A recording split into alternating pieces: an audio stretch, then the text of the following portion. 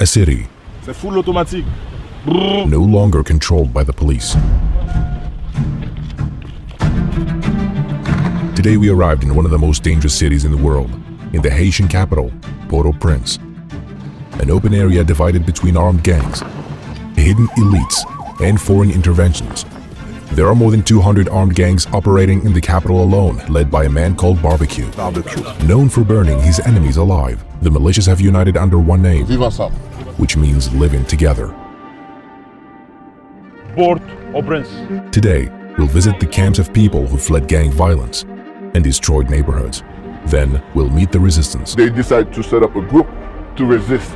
So these are the resistance. This is the resistance. There are civilians who took up arms to defend their communities. We had to step up to defend. And in the end, we will meet one of the gang leaders. Each scene reveals a part of the story of a nation whose state has collapsed and whose people continue to fight to survive. This is home for us. So Let's go.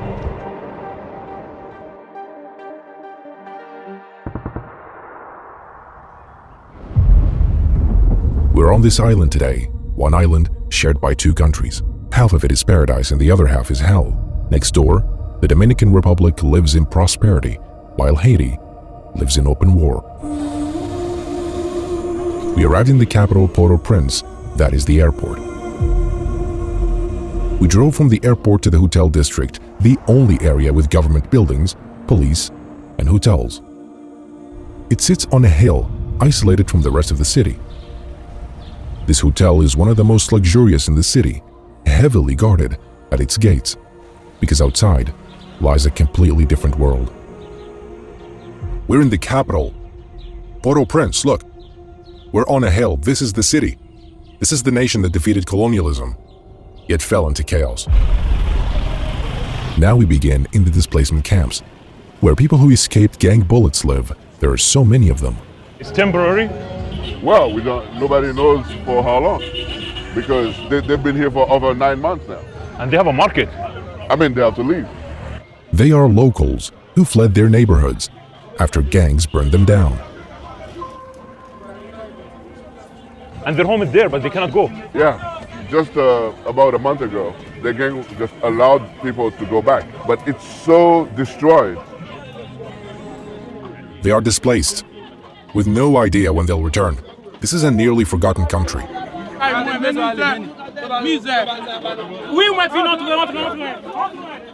6 people living here. When it's raining, it's lit. Displaced people live like this, as in many other nations too. They're also responsible. No, this is the government. Yeah. There's about 500,000 people displaced, right? 500,000. 500,000 all around the country.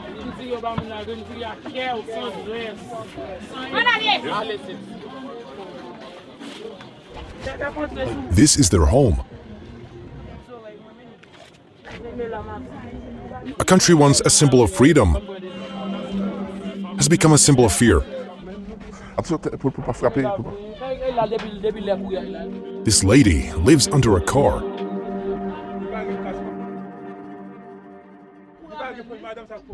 Yeah, she used to live in downtown Port-au-Prince when the gangs took over the whole neighborhood. Look at the open sewer. They're not living as a human being.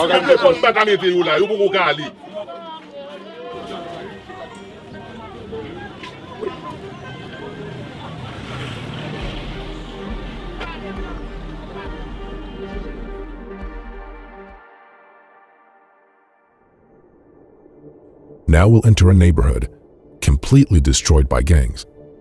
You'll see how homes turned to rubble. An entire neighborhood, completely abandoned. All its residents have left. Look at that. It was a war zone. The people you saw in the camps fled from these very streets. You can see destroyed houses and bullet holes everywhere. What's this, man? What's happened? Look at this, a human skull. A truck exploded in the middle of the road, lying on its side. They used to burn people alive here. The gangs have since left this neighborhood, but it still looks as if it were bombed.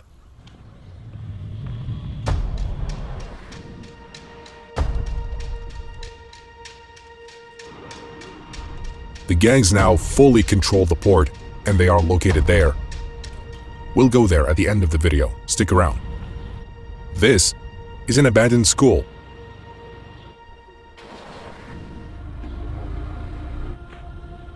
It's a war between gangs and the government.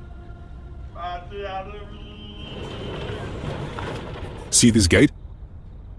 Some neighborhoods are completely closed off to keep gangs out. There are also extremely high speed bumps to stop kidnappers if abductions occur.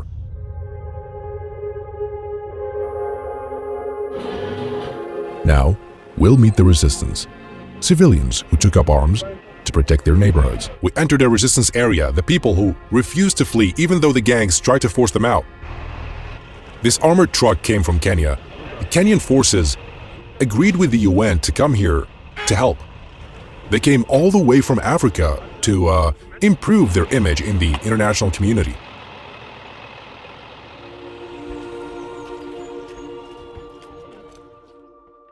All those communities here are controlled by the gang. It's a city divided by gangs.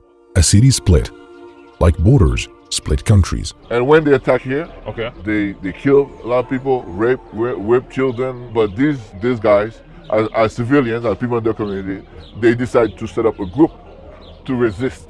So they fight for their home. Yeah. We are now with the resistance, and I am wearing their uniform. If I entered a gang-controlled area dressed like this, they'd kill me, because this is the resistance uniform. I think They are called the vigilantes, ordinary people, mechanics, farmers, fathers who decided to defend their homes themselves.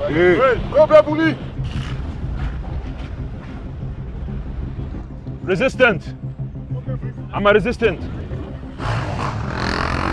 Haiti. So every day you go to see the control area. Yeah, every day, every night, every day, every night. So the gang come here or no? No. Cannot. Never. Never. He says this is his area and no one can attack it. What you are here? The microphone. Build down. They control the mountain. Yeah. The resistance has checkpoints to catch any gang members trying to sneak in.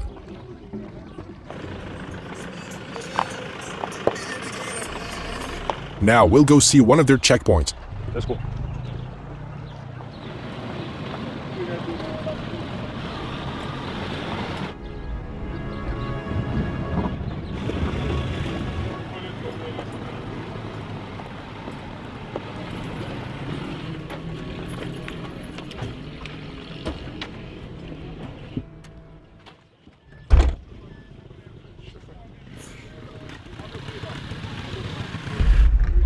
This resistance member asks for ID and searches people. They're civilians, but they control the area.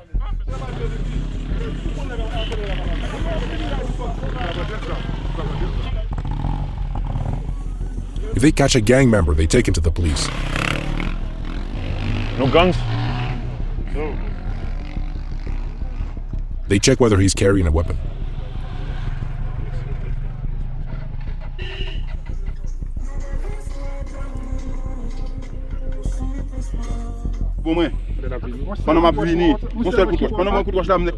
They just stopped a man. He had blood on his face. He said the gang beat him earlier while he was passing through. That's me there. Here, gangs control the fuel, electricity, water, ports, and even some airports within their territory. But how did Haiti reach this point? Let's go back in time. Before independence, Haiti was known as Saint-Domingue, the richest French colony of its time. Its wealth of sugar and coffee was built on the slavery of hundreds of thousands of Africans. In 1804, after a bloody revolution, it became the first independent black nation in modern history. But France did not forgive them. In 1825, it sent a fleet and imposed the so-called independence debt, forcing Haiti to pay compensation for the loss of French slave owners. This debt strangled Haiti's economy for over 120 years, crippling the state born from the fires of freedom. Then in 1915, the United States invaded under the pretext of restoring stability, took control of the banks, seized the gold, and left behind a corrupt system. In 2010, a devastating earthquake destroyed the capital, killing over 200,000 people and reviving chaos once more. From the ruins, gangs were born, filling the vacuum of an absent state. In 2021, the president was assassinated. The government collapsed, the police lost control, and the people were left alone.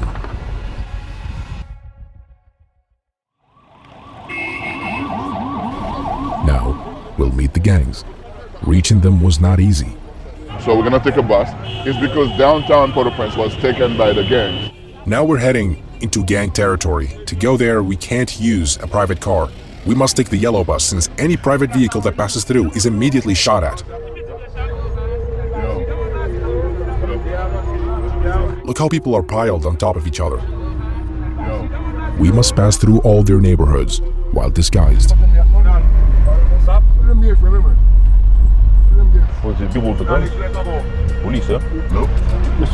There are armed men outside. You're laughing, huh? You happy? They've now united under one name, formerly known as G9, and are now called Vivent Sam. led by a man named Jimmy, nicknamed Barbecue, a former police officer who took up arms against the system.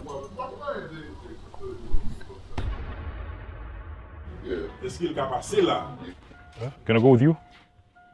In the back? Safe? This is the gang leader. Let's go.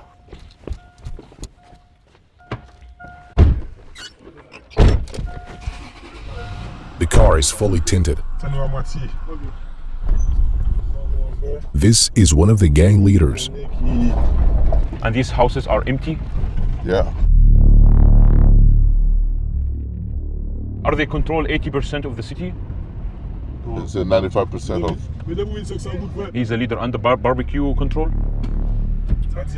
Barbecue is chief in his own territory. They are part of the coalition. Vivent Sam. There are several leaders, all under the Vivent Sam umbrella. We're heading somewhere to secretly film a quick interview with him.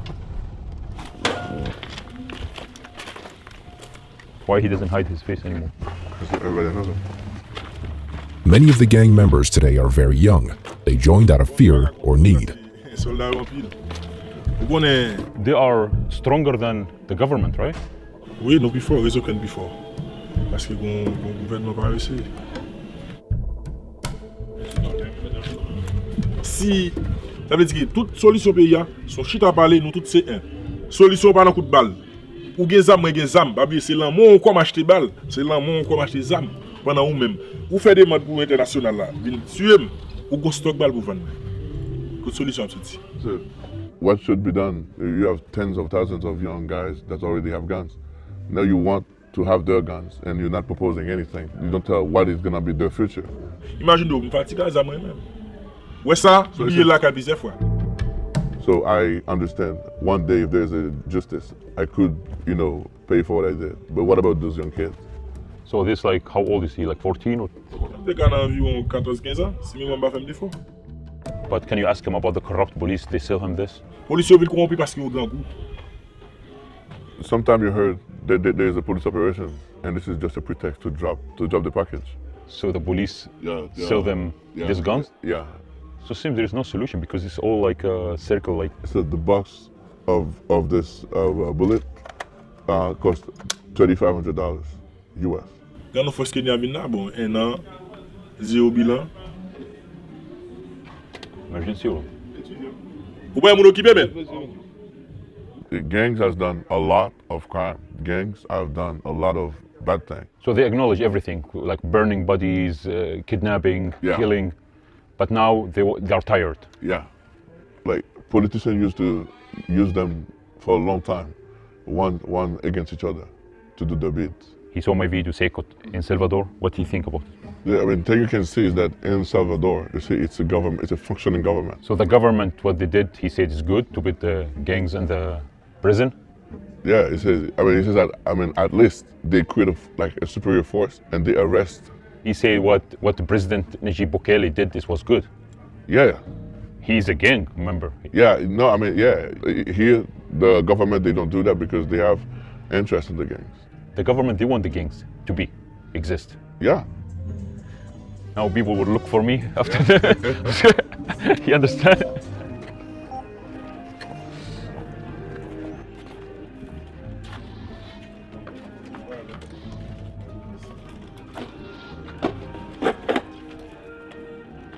The leader is having fun. They control the entire coast. What if police saw me with him? It's okay? They will search for me? Yeah. So now they keep the guns because that's how they stay alive. Then we headed to the sea, seeing the shoreline for the first time.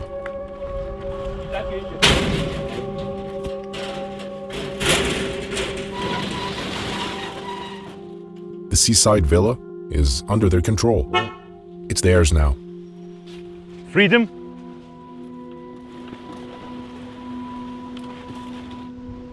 It's all your ocean.